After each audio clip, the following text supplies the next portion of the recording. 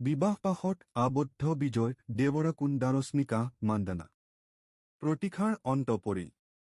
দক্ষিণ ভাৰতীয় ছবি জগতৰ আটাইতকৈ চৰ্চিত জ্যোতি বিজয় দেৱৰাকুণ্ডা আৰু ৰশ্মিকা মান্দানা অৱশেষত আনুষ্ঠানিক বিবাহপাশত আবদ্ধ হ'ল এই জনপ্ৰিয় জ্যোতি বিজয় দেৱৰাকুণ্ডা আৰু ৰশ্মিকা মান্দানা প্ৰতীক্ষাৰ অন্ত পৰিল। দক্ষিণ ভাৰতীয় ছবি জগতৰ আটাইতকৈ চৰ্চিত জ্যোতি বিজয় দেৱৰাকুণ্ডা আৰু ৰশ্মিকা মান্দানা অৱশেষত আনুষ্ঠানিক বিবাহপাশত আবদ্ধ হ'ল এই জনপ্ৰিয় জ্যোতি বিজয় দেৱৰাকুণ্ডা আৰু ৰশ্মিকা মান্দানা। তেওঁলোকৰ এই বিশেষ দিনটোত অনুৰাগীৰ লগতে চিনেমা জগতৰ বন্ধুবৰ্গই শুভেচ্ছা জ্ঞাপন কৰে।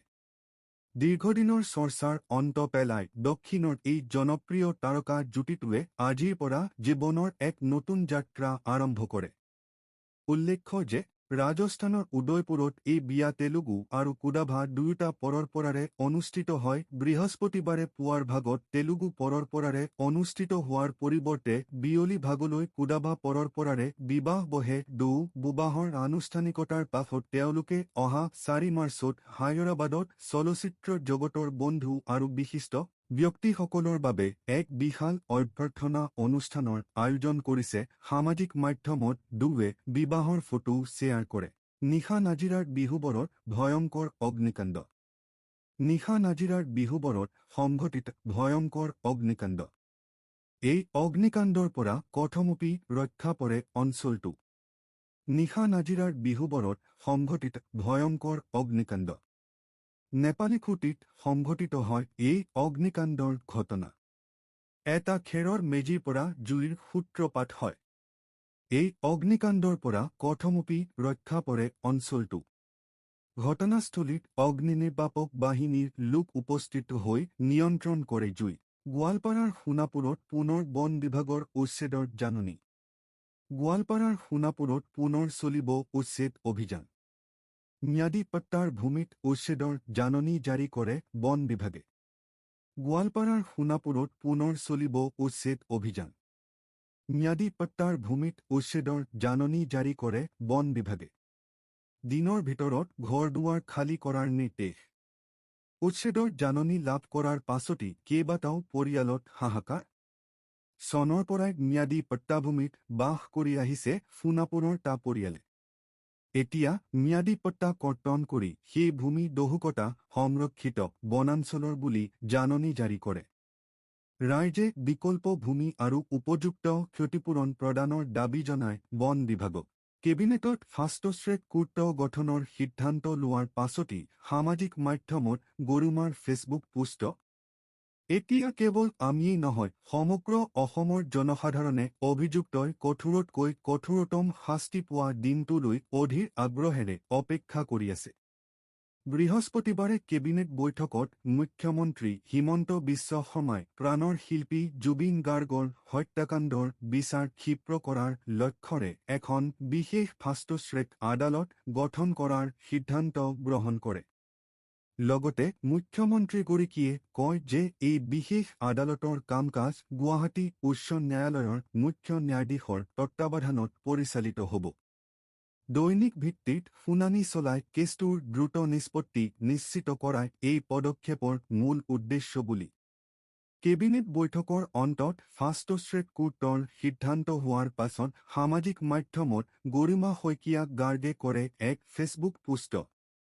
পোষ্টটোত গৰিমাই লিখিছে, আজি বহুদিন ধৰি সমাজৰ বিভিন্ন ক্ষেত্ৰৰ বিভিন্ন লোকৰ পৰা দাবী উত্থাপন হৈ আছে যে আমাৰ প্ৰাণৰ শিল্পী জুবিন গাৰ্গৰ গোচৰৰ ফাষ্ট ট্ৰেকিং ক্ষীপ্ৰ বিচাৰৰ বাবে এখন ডেডিকেটেড কোৰ্ট চৰকাৰে গঠন কৰাৰ পদক্ষেপ গ্ৰহণ কৰিব লাগে, য'ত দৈনিক জুবিন গাৰ্গৰ কেছটোৰেই শুনানি হয়। পৰিয়ালৰ সদস্য হিচাপে আমিও একেদৰে বিচাৰিছো যে জুবিনৰ হত্যাকাণ্ডৰ দোষীসকলৰ বিৰুদ্ধে সকলো আইনী পদ্ধতিৰ মাজত অতি কম সময়ৰ ভিতৰতে বিচাৰ সম্পন্ন হওক আৰু অভিযুক্তক শাস্তি প্ৰদান কৰা হওক। এইখিনি কথা আমাৰ মত হিচাপে আমি সামাজিকভাৱে প্ৰকাশ কৰিছিলো।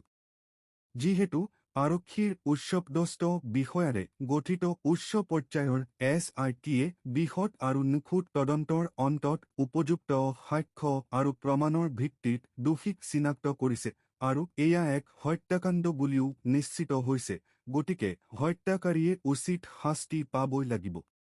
এয়া পৰিয়ালৰ পৰা আমাৰ অভিমত, কিন্তু জুবিন কেৱল আমাৰ পৰিয়ালৰ নহয়, সমগ্ৰ অসমীয়া ৰাইজৰ। ৰাইজৰ তেওঁলৈ থকা মৰম আৰু আগ্ৰহ নেওচি আমি কোনো কাম কৰিব নোৱাৰো অথবা কোনো সিদ্ধান্ত গ্ৰহণ কৰিব নোৱাৰো। সেইকাৰণে ৰাইজৰ মতামত আমাৰ কাৰণে অত্যন্ত জৰুৰী। যিহেতু এই কেছটো চলিছে অসম ৰাজ্য, ষ্টেট অফ আছাম, আৰু অভিযুক্ত কেইটাৰ মাজত আৰু প্ৰচিকিউশ্যন ৰাজ্যৰ গভৰ্ণমেণ্ট ইন পাৱাৰ ওপৰত নিৰ্ভৰশীল। গতিকে অপৰাধীৰ শাস্তি প্ৰদান নিশ্চিত কৰাটো তেওঁলোকৰ কৰ্তব্য, দায়বদ্ধতা। প্ৰায়ে কোৱা হয় যে justice delayed is justice denied, IED। সেয়ে আমি ইতিমধ্যে নিশ্চিত হৈ থকা কথাবোৰ আদালতত সোনকালে প্ৰতিষ্ঠা হোৱাটো বিচাৰিছোঁ।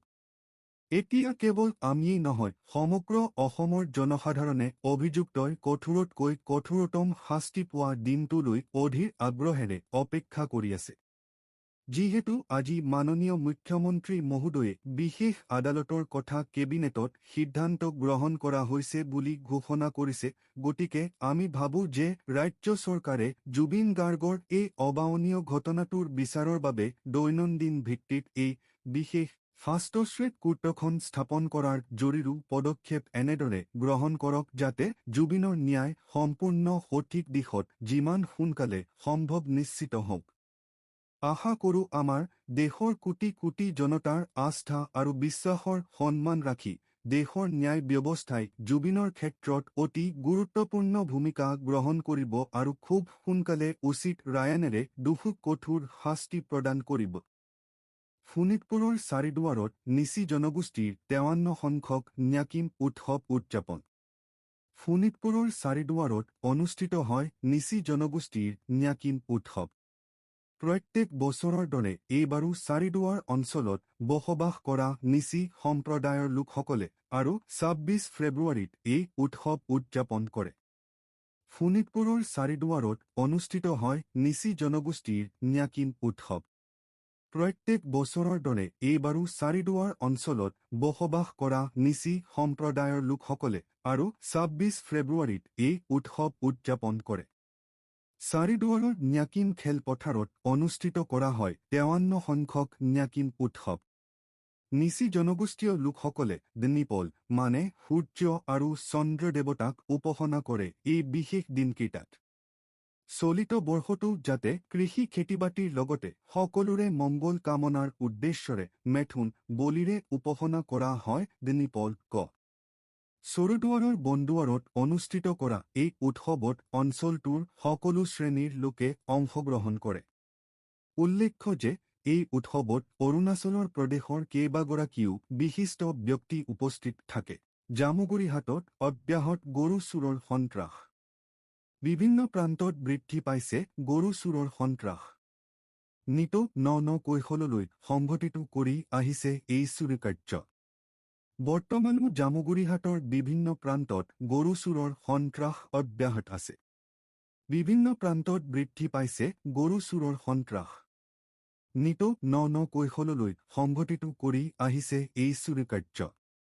বৰ্তমানো জামুগুৰিহাটৰ বিভিন্ন প্ৰান্তত গৰু চুৰৰ সন্ত্ৰাস অব্যাহত আছে। এই ক্ষেত্ৰত আৰক্ষী প্ৰশাসনে কোনো ব্যৱস্থা গ্ৰহণ কৰা নাই। এইবাৰ জামুগুৰিহাটৰ ওপৰকুৰি গাঁৱত সংঘটিত গৰু চুৰিৰ ঘটনা। কৃষকৰ গোহালিৰ পৰা নিশা চুৰি কৰি নিয়ে দুজনীকৈ গাই গৰু। উল্লেখ্য যে গাঁওখনৰ ভোলা হাজৰিকা আৰু দেৱ শইকীয়াৰ ঘৰৰ গোহালিৰ পৰা চুৰি কৰি নিয়ে উন্নত প্ৰজাতিৰ দুজনী গাই গৰু গাখীৰ দি থকা দুজনীকৈ গাই গৰু। এইদৰে চুৰি কৰি নিয়াত চিন্তিত হৈ পৰিছে এতিয়া গৰুৰ গৰাকী। ইপিনে জামুগুৰিহাটৰ ভিন্ন প্ৰান্তত সঘনাই সংঘটিত হৈ আহিছে গৰু চুৰিৰ ঘটনা। কাবিল, কান্দাহাৰ, পক্তিয়াত নিশা পাকিস্তানৰ এয়াৰ ষ্ট্ৰাইক। আফগানিস্তানৰ বিৰুদ্ধে যুদ্ধ ঘোষণা কৰিলে পাকিস্তানে। পাকিস্তানৰ প্ৰতিৰক্ষা মন্ত্ৰী খোৱাজা আসিফে আনুষ্ঠানিক ঘোষণা কৰিলে যুদ্ধৰ। আফগানিস্তানৰ বিৰুদ্ধে যুদ্ধ ঘোষণা কৰিলে পাকিস্তানে। পাকিস্তানৰ প্ৰতিৰক্ষা মন্ত্ৰী খোৱাজা আসিফে আনুষ্ঠানিক ঘোষণা কৰিলে যুদ্ধৰ। নিশা আফগানিস্তানে কৰা প্ৰতিশোধমূলক আক্ৰমণত নিহত হৈছিল 55 জন পাকিস্তানী সৈন্য। আফগানিস্তানত আক্ৰমণ কৰি পাকিস্তানে ঘোষণা কৰিলে অপাৰেশ্যন গজবলিলহ। কাবিল, কান্দাহাৰ, পক্তিয়াত নিশা পাকিস্তানৰ এয়াৰ ষ্ট্ৰাইক। বৃহস্পতিবাৰে পাকিস্তানী সেনাই চলাইছিল আক্ৰমণ। পাকিস্তানৰ এয়াৰ ষ্ট্ৰাইকৰ প্ৰত্যুত্তৰ আফগানিস্তান সেনাৰ। পাকিস্তানৰ এখন যুদ্ধ বিমান ভূপতিত কৰাৰ দাবী আফগানিস্তান সেনাৰ। ভূপতিত পাকিস্তানৰে 16 যুদ্ধ বিমান। পাকিস্তান সীমান্তৰ কেইবাটাও চকীৰ ওপৰত আক্ৰমণ। আক্ৰমণত শিশু মহিলা নিহত হোৱাৰ তথ্য প্ৰকাশ আফগানিস্তানৰ প্ৰতিৰক্ষা মন্ত্ৰালয়ৰ। তাৰ পাছতে প্ৰত্যাক্ৰমণ আফগানিস্তান সেনাৰ। পক্তিয়া, নমগৰহাৰ, পুনাৰ, পক্তিকা, সৌষ্ঠ, নিৰিস্তান প্ৰান্তত ধাৰাবাহিক আক্ৰমণ। পাকিস্তানৰ তাকৈ সেনাবাহিনীৰ পোষ্ট দখল কৰে আফগান সেনাই। ক্ৰিকেটে ৰুংকি সিঙৰ পিতৃৰ মৃত্যু, নয়াৰ হাস্পাতালত শেষ নিশ্বাস ত্যাগ। ক্ৰিকেটে ৰুংকি সিঙৰ পিতৃ দেহাৱসান। গ্ৰেটাৰ নয়ডাৰ যথাৰ্থ হাস্পাতালত শেষ নিশ্বাস ত্যাগ কৰে ক্ৰিকেটাৰগৰাকীৰ পিতৃয়ে। ভাৰতীয় ক্ৰিকেটে ৰুংকি সিঙৰ পিতৃ দেহাৱসান। গ্ৰেটাৰ নয়ডাৰ যথাৰ্থ হাস্পাতালত শেষ নিশ্বাস ত্যাগ কৰে ক্ৰিকেটাৰগৰাকীৰ পিতৃয়ে। ৰিংকি সিঙৰ পিতৃ খচন্দ্ৰ সিং ষ্টেজ লিভাৰ কেঞ্চাৰৰ সৈতে যুঁজু ক্ৰিকেটে ৰিংকি সিঙৰ পিতৃ দেহাৱসান। গ্ৰেটাৰ নয়ডাৰ যথাৰ্থ হাস্পাতালত শেষ নিশ্বাস ত্যাগ কৰে ক্ৰিকেটাৰগৰাকীৰ পিতৃয়ে। ভাৰতীয় ক্ৰিকেটে ৰিংকি সিঙৰ পিতৃ দেহাৱসান। গ্ৰেটাৰ নয়ডাৰ যথাৰ্থ হাস্পাতালত শেষ নিশ্বাস ত্যাগ কৰে ক্ৰিকেটাৰগৰাকীৰ পিতৃয়ে। ৰিংকি সিঙৰ পিতৃ খচন্দ্ৰ সিং ষ্টেজ লিভাৰ কেঞ্চাৰৰ সৈতে যুঁজি আছিল। শেহতীয়া তেওঁৰ স্বাস্থ্যৰ যথেষ্ট অৱনতি ঘটিছিল, যাৰ ফলত তেওঁক চিকিৎসালয়ত ভৰ্তি কৰোৱা হৈছিল। পিতৃৰ স্বাস্থ্যৰ অৱনতি ঘটাৰ কথা জানিব পাৰি ৰুংকি সিঙে জিম্বাবৱেৰ বিৰুদ্ধে মেচৰ পূৰ্বে হঠাতে টীম ইণ্ডিয়া এৰি ঘৰলৈ উভতি যাবলগীয়া হৈছিল। খচন্দ্ৰ সিঙে কেইবাদিনো মেকানিকেল ভেণ্টিলেটৰ ছাপৰ্টত আছিল। বিশ্বকাপত টীম ইণ্ডিয়াৰ অন্যতম গুৰুত্বপূৰ্ণ খেলুৱৈ ৰুংকু সিঙে শেহতীয়া দল এৰি ঘৰলৈ উভতি অহাৰ বাতৰি প্ৰকাশ কৰিছে। মঙলবাৰে চেন্নাইৰ এম.এ. চিদাম্বৰম ষ্টেডিয়াম টীম ইণ্ডিয়াই অনুশীলন কৰে যদিও ৰুংকি সিঙে অংশ লোৱা নাছিল। আন খেলুৱৈসকলক অনুশীলন কৰা দেখা গৈছিল। অলপ পিছতে খবৰ প্ৰকাশ পায় যে তেওঁৰ পিতৃ গুৰুতৰভাৱে অসুস্থ হৈ মৃত্যুৰে যুঁজি আছে। এই কাৰণেই ৰুংকুৱে ঘৰলৈ উভতি যাব লগা হৈছিল। অৱশ্যে জিম্বাবৱেৰ বিৰুদ্ধে বৃহস্পতিবাৰে অনুষ্ঠিত হোৱা মেচত পুনৰ দলত যোগদান কৰিছিল যদিও মূল একাদশৰ অংশ নাছিল ৰুংকু সিং। উল্লেখ্য যে পৰিয়ালটোৰ বাবে ৰুংকু সিঙৰ পিতৃয়ে যথেষ্ট সংগ্ৰাম কৰিছিল। তেওঁ গেছ চিলিণ্ডাৰ ডেলিভাৰীমেন হিচাপে কাম কৰিছিল, ঘৰে ঘৰে গেছ চিলিণ্ডাৰ ডেলিভাৰী কৰিছিল, পুত্ৰৰ সপোনক সাকাৰ ৰূপ দিছিল। ৰিংকু সিঙৰ সফলতাৰ পিছতো দেউতাকে এই কাম এৰি দিয়া নাছিল। বুধবাৰৰ সংবাদমেলৰ সময়ত ভাৰতীয় দলৰ বেটিং প্ৰশিক্ষক শীতাংশু কোটাকে ৰিংকু সিঙৰ বিষয়ে আপডেট প্ৰদান কৰি পিতৃ অসুস্থ আৰু ঘৰলৈ উভতি যোৱা বুলি উল্লেখ কৰে। প্ৰশিক্ষকে আৰু কয় যে ৰুংকুৱে অতি সোনকালে দলত যোগদান কৰিব। অৱশ্যে এই দুখজনক খবৰৰ পিছত তেওঁ কেতিয়া টীম ইণ্ডিয়ালৈ ঘূৰি আহিব সেয়া স্পষ্ট নহয়। ৰাজ্যসভাৰ বাবে মনোনীত হ'ব পুত্ৰ পাৰ্থ। এনচিপিৰ ৰাষ্ট্ৰীয় সভাপতিৰ দায়িত্ব অজিতৰ পত্নী সুনেত্ৰা পাৱাৰক। মুম্বাই, ২৬ ফেব্ৰুৱাৰী অজিত পাৱাৰৰ প্ৰদানৰ পিছতে ৰাজ্যৰ উপমুখ্যমন্ত্ৰী পদ গ্ৰহণ কৰা পত্নী সুনেত্ৰা পাৱাৰক দিয়া হ'ল শাসকীয় নেচনেলিষ্ট কংগ্ৰেছ পাৰ্টি চমুকৈ এনচিপিৰ ৰাষ্ট্ৰীয় সভাপতিৰ দায়িত্ব। এনচিপিৰ কাৰ্যকৰী সভাপতি প্ৰফুল্ল পেটেলে মুম্বাইত অনুষ্ঠিত দলৰ ৰাষ্ট্ৰীয় কাৰ্যনিৰ্বাহক বৈঠকৰ পিছত এই কথা ঘোষণা কৰে। আনহাতে উপমুখ্যমন্ত্ৰীত্বৰ বাবে সুনেত্ৰা পাৱাৰে পদত্যাগৰ ফলত খালী হোৱা ৰাজ্যসভাৰ আসনৰ বাবে মনোনীত কৰা হ'ব পাৰ্থ পাৱাৰক।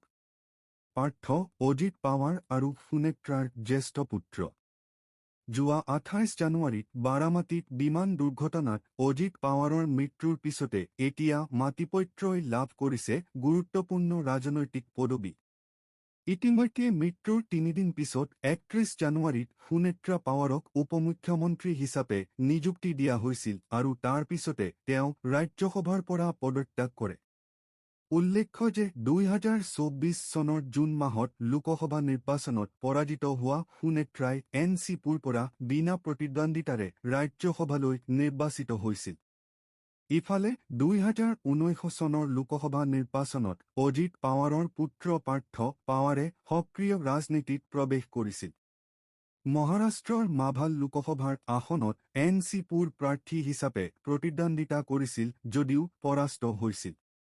পৰৱৰ্তী সময়ত তেওঁ ৰাজনীতিত নিষ্ক্ৰিয় হৈ পৰে যদিও দলৰ সাংগঠনিক কাম-কাজ আৰু যুৱ কৰ্মীৰ সৈতে জড়িত হৈ থাকে। এতিয়া পুনৰ ৰাজ্যসভালৈ নিৰ্বাচিত হ'ব পাৰ্থই। ড নগেন শইকীয়াক দি লুট সন্মান প্ৰদান শ্ৰীমন্ত শংকৰদেৱ বিশ্ববিদ্যালয়ৰ। নগাঁও ষ্টেট মহাপুৰুষ শ্ৰীমন্ত শংকৰদেৱ বিশ্ববিদ্যালয় কৰ্তৃপক্ষই আজি প্ৰথিতযশা সাহিত্যিক সাহিত্য অকাডেমী ফেল তথা মিতভাষৰ স্ৰষ্টা অধ্যাপক ড নগেন শইকীয়াক তেখেতৰ ডিব্ৰুগড় জীৱন ফুকন নগৰস্থিত পুথিভঁৰাল বৰ্ণমালাত দি লুট সন্মান আনুষ্ঠানিকভাৱে প্ৰদান কৰে।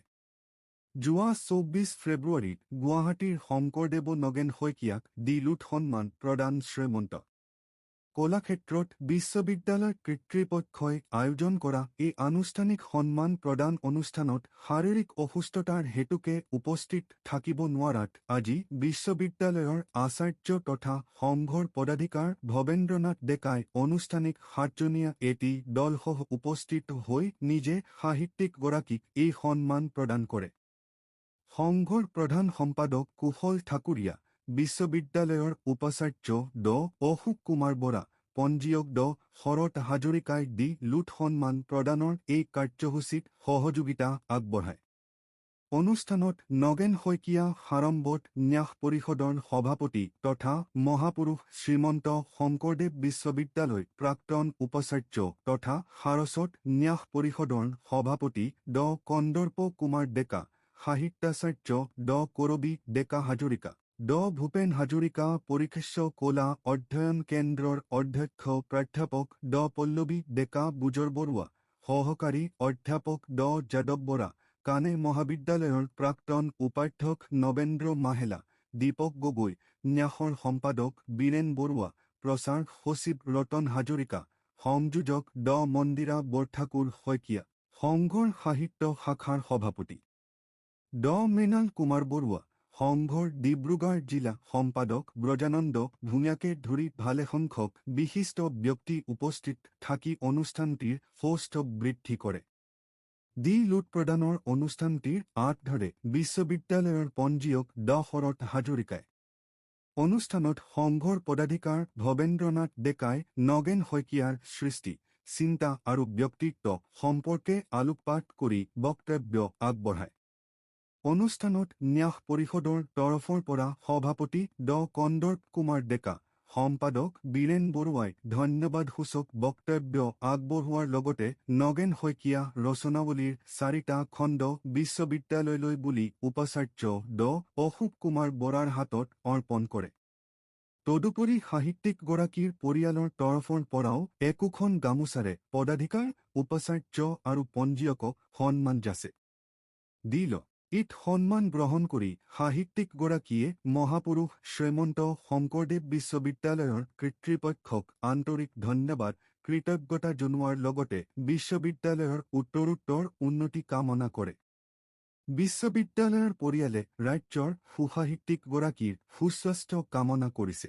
মহাপ্ৰতাপী ট্ৰাম্পতকৈ দুগুণ এককভাৱে আৰ্জিলে বিশ্বৰ শীৰ্ষ নেতাৰ ফলোৱাৰ্ছ। 10 কোটি অনুগামীৰে চমক প্ৰধানমন্ত্ৰী মোদীৰ। নতুন দিল্লী 26 ফেব্ৰুৱাৰী সামাজিক মাধ্যম ইনষ্টাগ্ৰামত 10 কোটি অনুসৰণকাৰী ফলোৱাৰ্ছ হ'ল প্ৰধানমন্ত্ৰী নৰেন্দ্ৰ মোদীৰ। লক্ষণীয়ভাৱে এই প্লেটফৰ্মত 10 কোটি ফলোৱাৰ্ছ লাভ কৰা প্ৰথমজন বিশ্বনেতা আৰু ৰাজনীতিবিদ হিচাপে পৰিগণিত হৈছে মোদী। 2014 চনত ইনষ্টাগ্ৰামত যোগদান কৰা প্ৰধানমন্ত্ৰী মোদীয়ে আমেৰিকাৰ ৰাষ্ট্ৰপতি ডনাল্ড ট্ৰাম্পতকৈ দুগুণৰো অধিক অনুগামী লাভ কৰিছে। 4 কোটি অনুগামীৰে চমক। 32 লাখ অনুগামীৰে দ্বিতীয় স্থানত আছে ট্ৰাম্প। আকৰ্ষণীয়ভাৱে বিশ্বৰ শীৰ্ষ 5 গৰাকী নেতাৰ অনুগামীৰ মুঠ সংখ্যা মোদীৰ একক অনুগামীতকৈ কম। ট্ৰাম্পৰ পিছত ইণ্ডোনেছিয়াৰ ৰাষ্ট্ৰপতি প্ৰবো চিবিয়ানত 1.5 কোটি অনুগামীৰে পৰৱৰ্তী স্থানত আছে। ইফালে ব্ৰাজিলৰ ৰাষ্ট্ৰপতি লিলা 1.44 লাখ অনুগামীৰে চতুৰ্থ স্থানত আছে আৰু টিকুৰ ৰাষ্ট্ৰপতি এৰডোগানৰ অনুগামী 1.16 লাখ। 12 নৱেম্বৰ 2014 চনত ইনষ্টাগ্ৰামত ভুমুকি মৰা মোদীয়ে মাত্ৰ কেইঘণ্টামানৰ ভিতৰতে 50,000 অনুসৰণকাৰী লাভ কৰিছিল। ম্যানমাৰৰ নাইপি টাউত অনুষ্ঠিত হোৱা আছিয়ান সন্মিলনৰ প্ৰথমখন ফটো পষ্ট কৰিছিল আৰু 2017-2018 চনৰ ভিতৰত নৰেন্দ্ৰ মোদীয়ে 1 কোটি অনুগামীৰ সীমা অতিক্ৰম কৰিছিল। এই কৃতিত্ব অৰ্জন কৰি তেওঁ বিশ্বৰ অন্যতম জনপ্ৰিয় ৰাজনৈতিক নেতা হিচাপে স্বীকৃত হয়। তীব্ৰ অসন্তুষ্টি প্ৰকাশ মোদীৰ। NCERTক সকিয়নি প্ৰধানমন্ত্ৰী। নতুন দিল্লী 26 ফেব্ৰুৱাৰী NCERTৰ পাঠ্যপুথিত অন্তৰ্ভুক্ত হোৱা বিতৰ্কিত বিষয়বস্তুক লৈ প্ৰধানমন্ত্ৰী নৰেন্দ্ৰ মোদীয়ে তীব্ৰ অসন্তুষ্টি প্ৰকাশ কৰিছে। বিশেষ অধ্যায়তে ঐতিহাসিক তথ্যৰ বিকৃতিকৰণ কৰা বুলিয়েন CERTক সকিয়নি উত্থাপিত হোৱা অভিযোগক প্ৰধানমন্ত্ৰীয়ে অতি গুৰুত্ব সহকাৰে গ্ৰহণ কৰিছে। তেওঁ স্পষ্টকৈ জনোৱা মতে শিক্ষা ব্যৱস্থাত এনেধৰণৰ ত্ৰুটি কোনো কাৰণতে গ্ৰহণযোগ্য নহয়। সেয়ে যিসকল লোক বা কৰ্তৃপক্ষ এই পাঠ্যক্ৰম প্ৰস্তুত কৰাৰ সৈতে জড়িত আছিল তেওঁলোকৰ বিৰুদ্ধে কঠোৰ ব্যৱস্থা গ্ৰহণ কৰা উচিত। প্ৰধানমন্ত্ৰীৰ এই পদক্ষেপে শিক্ষা ন্যায়ালয় আৰু NCERT কৰ্তৃপক্ষৰ মাজত জোকাৰণিৰ সৃষ্টি কৰিছে। বিতৰ্কিত অধ্যায়টোৱে কেনেধৰণে ৰাষ্ট্ৰীয় স্বাৰ্থ বা সামাজিক সমুলমিলত প্ৰভাৱ পেলাব পাৰে সেই সম্পৰ্কে তেওঁ উদ্বেগ প্ৰকাশ কৰিছে। ভৱিষ্যতে যাতে এনেধৰণৰ ঘটনাৰ পুনৰাবৃত্তি নহয় তাৰ বাবে এক শক্তিশালী নিৰীক্ষণ তন্ত্ৰ গঢ়ি তুলিব লাগে। এই বিতৰ্কই দেশৰ শিক্ষা জগতত এক নতুন চৰ্চাৰ জন্ম দিছে। চৰকাৰৰ এই কঠোৰ স্থিতিৰ পিছত এতিয়া NCERTয়ে নিজৰ পাঠ্যপুথি পৰ্যালোচনাৰ কাম দ্ৰুততৰ কৰি তুলিছে। 5 বছৰত 2 লাখ চৰকাৰী নিযুক্তিৰ প্ৰতিশ্ৰুতি যুৱক-যুৱতীৰ একমাত্ৰ ভৰসা দশমা বিজেপি। 37 কোটি যুৱক-যুৱতীৰে বিশ্বৰ ভিতৰতে ভাৰতবৰ্ষৰ যুৱশক্তিৰ আটাইতকৈ সম্ভাৱনাপূৰ্ণ দেশ হিচাপে যুৱক-যুৱতীৰ একমাত্ৰ ভৰসা দশমা বিজেপি বিবেচিত হৈছে। 2026 চনৰ তথ্য অনুসৰি অসমো 2.5 কোটি ভোটাৰৰ ভিতৰত 52 লাখ ভোটাৰেই 35 বছৰৰ অনুৰ্ধৰ যুৱক-যুৱতীৰে সমৃদ্ধ এখন ৰাজ্য।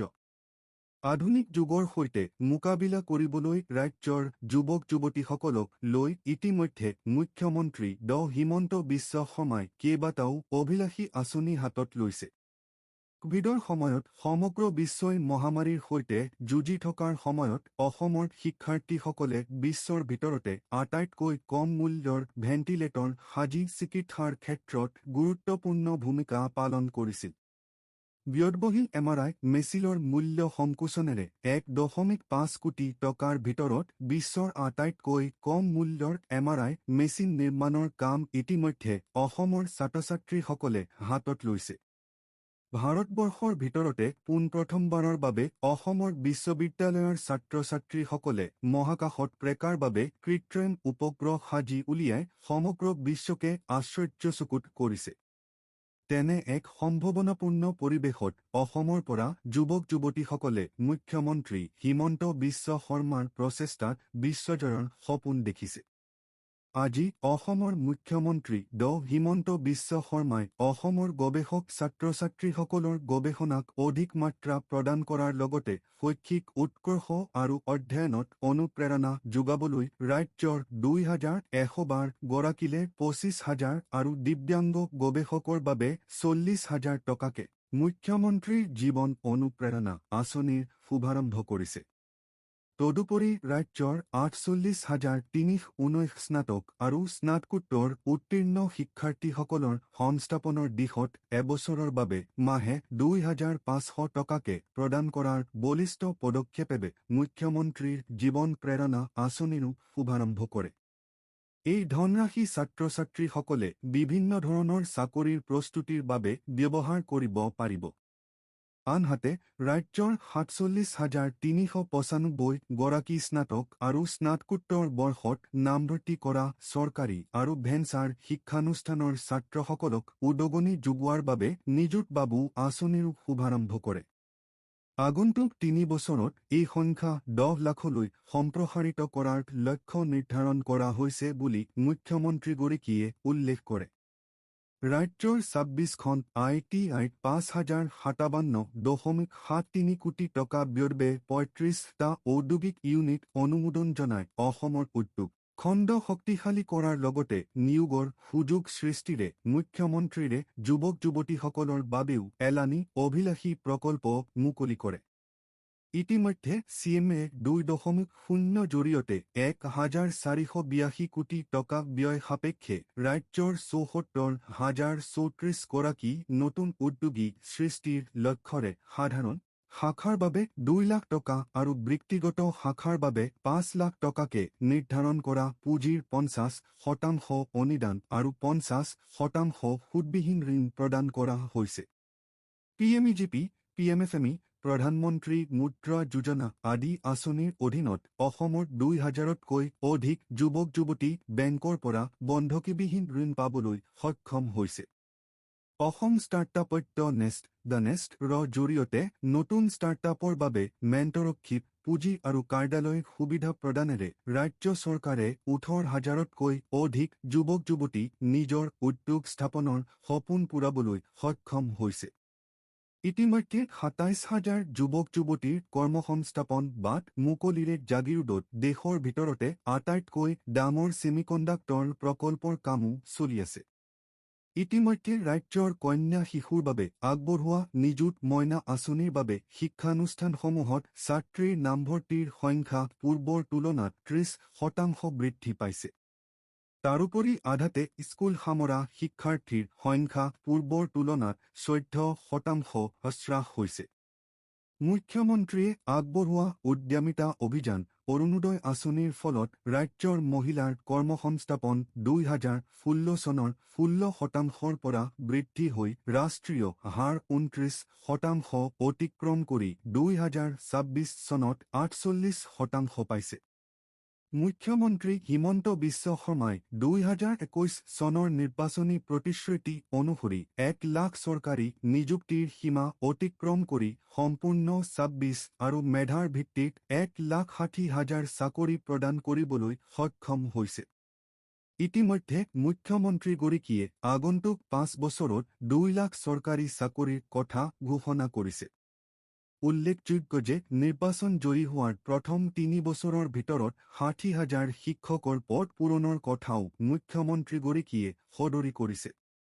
আজি বাৰ্ষিক বিজেপিৰ মুখ্য কাৰ্যালয় অটল বিহাৰী বাজপেয়ী ভৱনৰ পৰা প্ৰেৰণ কৰা প্ৰেছবিবৃতি যোগে দলৰ মুখপাত্ৰ প্ৰাঞ্জল কলিতাই কয় যে মুখ্যমন্ত্ৰী হিমন্ত বিশ্ব শৰ্মা ৰাজ্যৰ যুৱক-যুৱতীসকলৰ একমাত্ৰ আশাবহাৰ থল হিচাপে পৰিগণিত হৈছে। চাকৰিৰ বজাৰ মুকলি কৰি অসমৰ মেধা যুৱক-যুৱতীসকলৰ ভৱিষ্যতে অন্ধকাৰৰ মুখে ঠেলি দিয়া কমৰেডছ দলক আকৌ এবাৰ এশিকনি দিবলৈ ইতিমধ্যে ৰাজ্যৰ যুৱক-যুৱতীসকল সাজু হৈছে। নেপাল আৰু বাংলাদেশ সদৃশ অপ্ৰীতিকৰ পৰীক্ষা সৃষ্টিৰ বাবে যুৱ প্ৰজন্মক উৎসাহিত কৰা বিৰোধীৰ অভিসন্ধি বিফল কৰি মুখ্যমন্ত্ৰী হিমন্ত বিশ্ব শৰ্মাই অসমৰ যুৱক-যুৱতীসকলৰ হাতত ধৰি গঠনমূলক পদক্ষেপেৰে এখন আত্মনিৰ্ভৰ অসমৰ বাবে পৃষ্ঠভূমি নিৰ্মাণৰ কামত ব্ৰতী হৈছে বুলি মুখপাত্ৰগৰাকীয়ে মত ব্যক্ত কৰে। আম্বানীৰ বিৰুদ্ধে পুনৰ বেংক প্ৰতাৰণাৰ গোচৰ। মুম্বাই ২৬ ফেব্ৰুৱাৰী বিপদে লগ এৰা নাই ব্যৱসায় অনিল আম্বানীক। ইতিমধ্যে ৪০,০০০ কোটি টকাৰ বেংক জালিয়াতিৰ গোচৰত আম্বানীৰ বিৰুদ্ধে পুনৰ বেংক প্ৰতাৰণাৰ গোচৰ। আইনী ৰোষত পৰা আম্বানুৰ ৰিলায়েন্স কমিউনিকেশ্যন (ABCOM) ৰ বিৰুদ্ধে নতুন জালিয়াতিৰ গোচৰ ৰুজু কৰিছে ছুবিয়েডে। তদন্তকাৰী সংস্থাটোৰে অভিযোগ কৰিছে যে 2013 চনৰ পৰা 2017 চনৰ ভিতৰত অনিল আম্বানু আৰু তেওঁৰ কোম্পানীয়ে বেংক অৱ বৰোদাক 2220 কোটিতকৈ অধিক ধন প্ৰতাৰণা কৰিছিল। বেংকৰ অভিযোগৰ পিছতে আজি ছুবিয়েডে অনিল আম্বানীৰ ঘৰ আৰু ৰিলায়েন্স কমিউনিকেশ্যনৰ কাৰ্যালয়ত অভিযান চলাই ঋণৰ লেনদেনৰ সৈতে জড়িত কেইবাখনো গুৰুত্বপূৰ্ণ নথি জব্দ কৰে। ইয়াৰ পূৰ্বে আজি অনিল আম্বানীয়ে আন এটা গোচৰত বলবৎকাৰী সঞ্চালকালয়ৰ সন্মুখত হাজিৰ হয়, য'ত তদন্তকাৰী সংস্থাই তেওঁক প্ৰায় 9 ঘণ্টা ধৰি জেৰা কৰে। কাইলৈ তেওঁ পুনৰ হাজিৰ হ'ব লাগিব। আনহাতে ছুবিয়াৰ তথ্য অনুসৰি বেংক অৱ বৰোদাৰ এজাহাৰৰ ভিত্তিত তেওঁৰ বিৰুদ্ধে নতুন এফআইআৰ দাখিল কৰা হৈছে। অভিযোগ অনুসৰি ৰিলায়েন্স কমিউনিকেশ্যনে বেংকৰ পৰা ঋণ লৈছিল যদিও প্ৰবঞ্চনামূলক লেনদেনৰ জৰিয়তে ধনখিনি আন সম্পৰ্কীয় কোম্পানীলৈ ডাইভাৰ্ট কৰিছিল। তদন্তত প্ৰকাশ পাইছে যে ইয়াৰ ফলত বেংক অৱ বৰোদাৰ 2220 কোটিৰো অধিক লোকচান হৈছে। বিৰোধী শাসক হ'বই। অসমৰ জনতাই পৰিৱৰ্তন বিচাৰিছে যোগেন্দ্ৰ যাদৱ। ষ্টাফ ৰিপ'ৰ্টাৰ, গুৱাহাটী, 26 ফেব্ৰুৱাৰী। অসমত ৰাইজৰ দল আৰু কংগ্ৰেছৰ অনিশ্চিত মিত্ৰতা নিশ্চিত কৰিবলৈ আলোচনাত বহিল দেশৰ প্ৰখ্যাত নিৰ্বাচনী ৰাজনীতিকাৰ যোগেন্দ্ৰ যাদৱ। আজি অখিল গগৈ। অসমৰ জনতাই পৰিৱৰ্তন বিচাৰিছে। গুৱাহাটীত নিজৰাপাৰস্থিত বাসগৃহত 5 ঘণ্টাজোৰা বৈঠকৰ অন্তত যাদৱে ইতিবাচক মন্তব্য প্ৰকাশ কৰে মিত্ৰতা সম্পৰ্কত। যোগেন্দ্ৰ যাদৱে ক'লে যে তেওঁ অখিল গগৈক যোৱা 16 বছৰে জানে। গুৱাহাটীলৈ আহিলে প্ৰায় গগৈৰ আলহী হয় বুলি মন্তব্য কৰিও কয় যে অসমৰ জনতা হতাশ হৈ পৰিছে কাৰণ জনতাই পৰিৱৰ্তন বিচাৰে আৰু অসমলৈ পৰিৱৰ্তন আহিবই। এয়া মোৰ বিশ্বাস আৰু আপোনালোকে দেখিব এয়াই হ'বই। আনহাতে মিত্ৰতা সম্পৰ্কত কয় মিত্ৰতা হ'বই। এতিয়া বিৰোধী শাসকৰ আসনত বহিব। মোদী চৰকাৰক একনায়কত্ববাদী আখ্যা। প্ৰশ্নলৈ কিয় ভয় কৰে প্ৰধানমন্ত্ৰীয়ে? প্ৰশ্ন ৰাহুলৰ। নতুন দিল্লী, 26 ফেব্ৰুৱাৰী। আই সন্মিলনত অৰ্ধউলংঘ হৈ প্ৰতিবাদ সাব্যস্ত কৰা যুৱ কংগ্ৰেছীৰ বিৰুদ্ধে গ্ৰহণ কৰা কঠোৰতাৰ বিৰোধিতাৰে এইবাৰ সৰব হৈছে কংগ্ৰেছ নেতা ৰাহুল গান্ধী। মোদী চৰকাৰক একনায়কত্ববাদী ভাঙিলে নেহৰুৰ প্ৰতিমূৰ্তি। দুষ্কৃতিকাৰীক প্ৰশ্নলৈ কিয় ভয় কৰে? আখ্যা দি ৰাহুলে তীব্ৰ আক্ৰমণাত্মক হৈ কয় যে এইখন চৰকাৰ উত্তৰ কোৰিয়াৰ একনায়কত্ববাদী শাসন ব্যৱহাৰ সৈতে একে।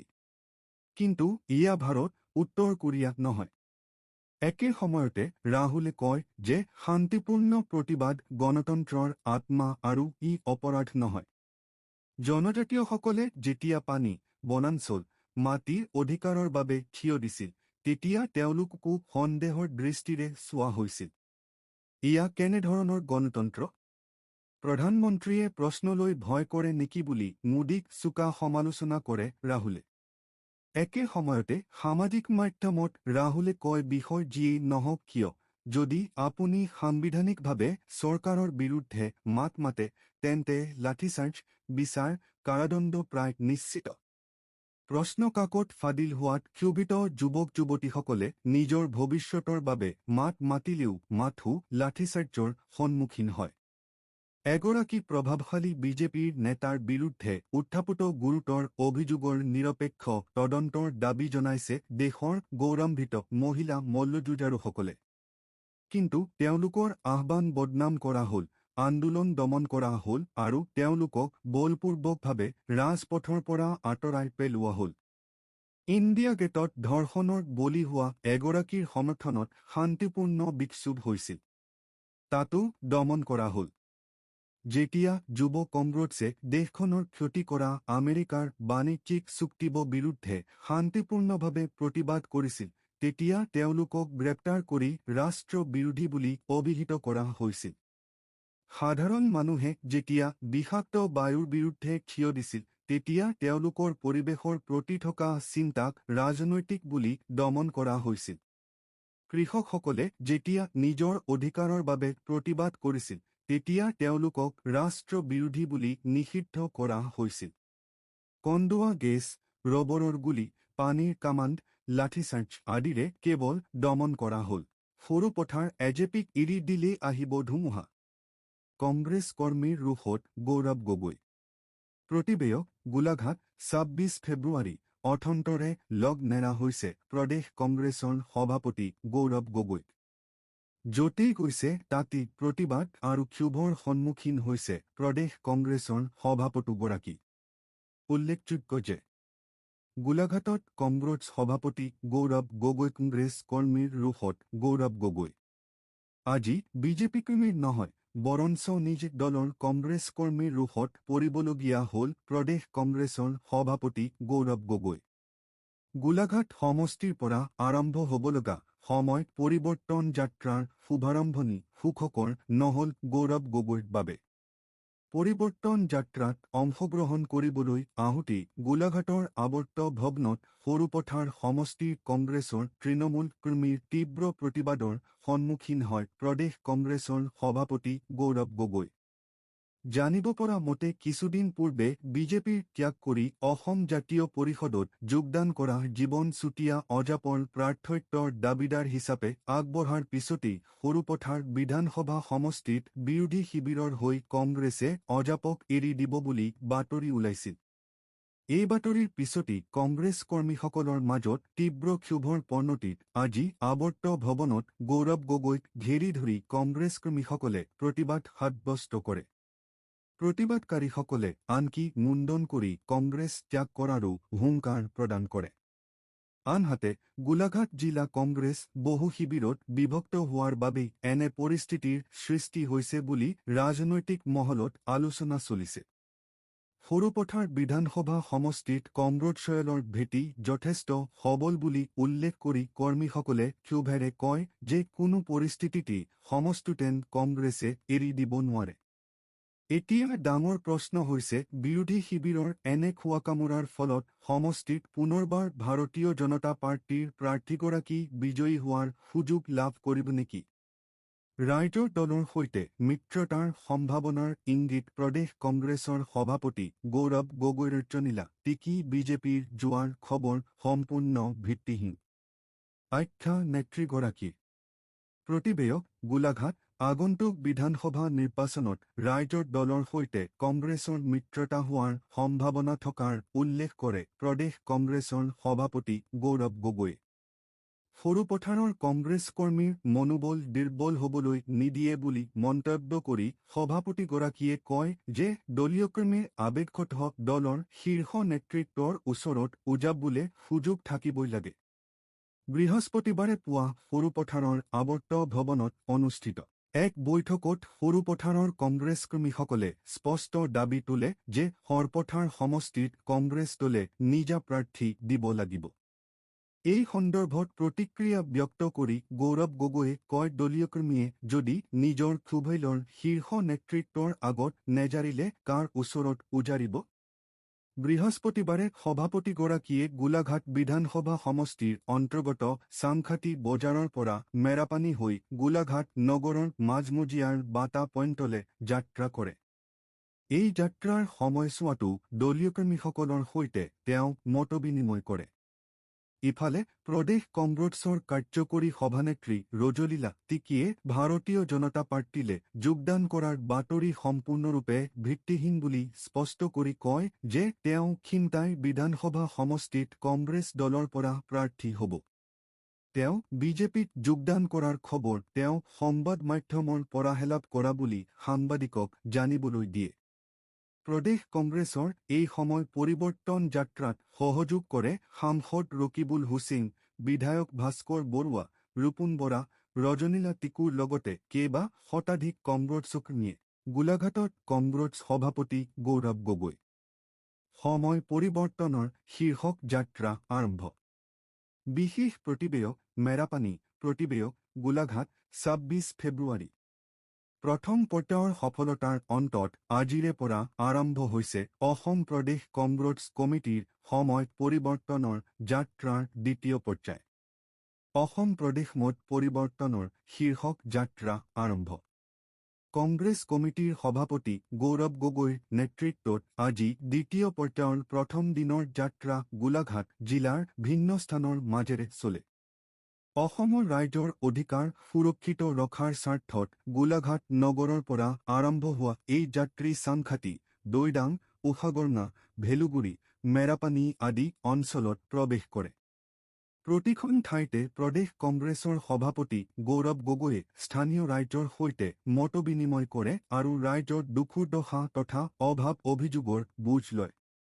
কেইবাটাও স্থনিত প্ৰদেশ কংগ্ৰেছৰ সভাপতিগৰাকীয়ে উপস্থিত ৰাইজক উদ্দেশ্যি ভাষণ প্ৰদান কৰে। ভাষণত প্ৰদেশ কংগ্ৰেছৰ সভাপতিগৰাকীয়ে কয়, গোলাঘাট জিলাত সময় পৰিৱৰ্তনৰ যাত্ৰাত ভাগ লৈ পুৰণি দিনবোৰলৈ মনত পৰিছে। আপোনালোকে 15 বছৰ আমাৰ কংগ্ৰেছৰ চৰকাৰ দেখিছিল। তাৰপিছত 2016 চনত পৰিৱৰ্তনৰ আশাত সমগ্ৰ অসমৰ ৰাইজে বিজেপিক চৰকাৰ গঠনৰ সুযোগ দিলে। 2021 চনতো ৰাইজে বিজেপিক সুযোগ দিলে। ৰাইজে ভাবিলে যে কেন্দ্ৰটো বিজেপিৰ, ৰাজ্যটো বিজেপিৰ হলে ডাবল ইঞ্জিনৰ চৰকাৰৰ দিনত সমস্যাবোৰৰ সমাধান হ'ব। কিন্তু বাস্তৱত ইয়াৰ বিপৰীতহে হ'ল। স্থানীয় ৰাইজৰ সমস্যাবোৰ সমস্যা হৈয়েই থাকিল। বিপৰীতে যিসকলে ক্ষমতা পালে সেইসকলৰহে পৰিৱৰ্তন হ'ল। সেইসকলৰ পৰিবাৰ, ল'ৰা-ছোৱালী, আত্মীয়স্বজনৰ উন্নতি হ'ল। যিসকলে ক্ষমতা পালে তেওঁলোকে গোলাঘাটৰ কথা পাহৰি গুৱাহাটী পালে, দিল্লী পালে। গগৈ কয় যে এইখন চৰকাৰে বসুন্ধৰা 2, বসুন্ধৰা আদিৰ নামত সহজ সৰল লোকসকলৰ পৰা বহু নথিপত্ৰ ল'লে যদিও মাটিৰ পাট্টা আজিলৈকে সম্পূৰ্ণকৈ দিব নোৱাৰিলে। পিছে এই সময়ছোৱাত এটা পৰিয়ালেহে সমগ্ৰ অসমতে 12,000 বিঘা মাটিৰ গৰাকী হ'বলৈ সমৰ্থ হ'ল বুলিও তেওঁ উল্লেখ কৰে। অৰুণোদয়ৰ 1,250 টকাৰ বাবে গোটেই মাহটোৱেই বিজেপিৰ চৰকাৰখনে মহিলাসকলক দৌৰাই থাকে বুলিও কয় গৌৰৱ গগৈ। আপোনালোকে নিজৰ ঘৰৰ কাম এৰি বিজেপিৰ সভালৈ যাবলগীয়া হয়। আপোনালোকে দেওবাৰে যাবলগীয়া হয় মোদীৰ মন কী বাত শুনিবলৈ। আপোনালোকে যাবলগীয়া হয় চেক বিতৰণৰ সভালৈ। সেইবোৰ সভালৈ নগলে 1,250 টকা নিদিও বুলি ভাবুকি দিয়ে। কাৰণ এইখন বিজেপিৰ চৰকাৰে মানুহক সুবিধা দিবলৈ নাজানে, স্থাপিতভাৱে মানুহক অপশাসন জাপি দিবলৈহে জানে। এখন হাতেৰে 1,250 টকা দি আনখন হাতেৰে মহিলাসকলৰ মূল্যৱান সময় কাঢ়ি লৈ বিজেপিৰ চৰকাৰখনে মহিলাসকলক অন্যায় কৰি আহিছে বুলি উল্লেখ কৰি এইদৰে কয় অসম প্ৰদেশ কংগ্ৰেছ কমিটিৰ সভাপতিগৰাকীয়ে। এনে কাৰ্যক সেৱাৰ মনোভাৱ নহয়, ৰাজত্বৰ মনোভাৱ আখ্যা দিয়ে গগৈয়ে। তেওঁ আৰু কয় ইয়াৰ আগতেও আঁচনি আছিল। কিন্তু তৰুণ গগৈ চৰকাৰৰ দিনত আঁচনিৰ নামত মামাং দাইলৈ দি লুট ডা সবেশ্বৰ ভূঞাক দিয়েছচি।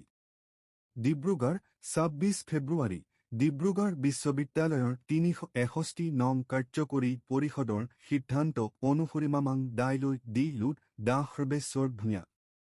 বিশ্ববিদ্যালয়ৰ চতুৰ্বিংশতিতম সমাৱৰ্তন অনুষ্ঠানত বিশিষ্ট শল্য চিকিৎসক ডা সৰ্বেশ্বৰ ভূঞাক ডক্টৰ অফ ছায়েন্স উপাধি আৰু প্ৰখ্যাত সাহিত্যিক মমাং দহুক ডক্টৰ অফ লিটাৰেচাৰ উপাধি প্ৰদান কৰা হ'ব। ডা সৰ্বেশ্বৰ ভূঞা এজন অভিজ্ঞ আৰু সুপৰিচিত শল্য চিকিৎসক হিচাপে চিকিৎসা জগতত সুপ্ৰতিষ্ঠিত।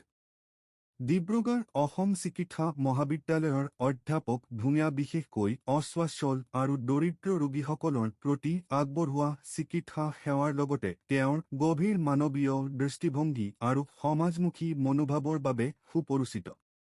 গ্ৰামাঞ্চল আৰু সুবিধা বঞ্চিত লোকসকলৰ বাবে সহজলভ্য চিকিৎসা সেৱা নিশ্চিত কৰাৰ ক্ষেত্ৰত তেওঁ দীৰ্ঘদিন ধৰি কাম কৰি আহিছে। চিকিৎসা শিক্ষা আৰু সমাজসেৱাৰ ক্ষেত্ৰখনৰ প্ৰতি থকা তেওঁৰ নিষ্ঠা আৰু অৱদানৰ স্বীকৃতি স্বৰূপে বিশ্ববিদ্যালয় তেওঁক ডিএছচি উপাধিৰে সন্মানিত কৰাৰ সিদ্ধান্ত গ্ৰহণ কৰিছে।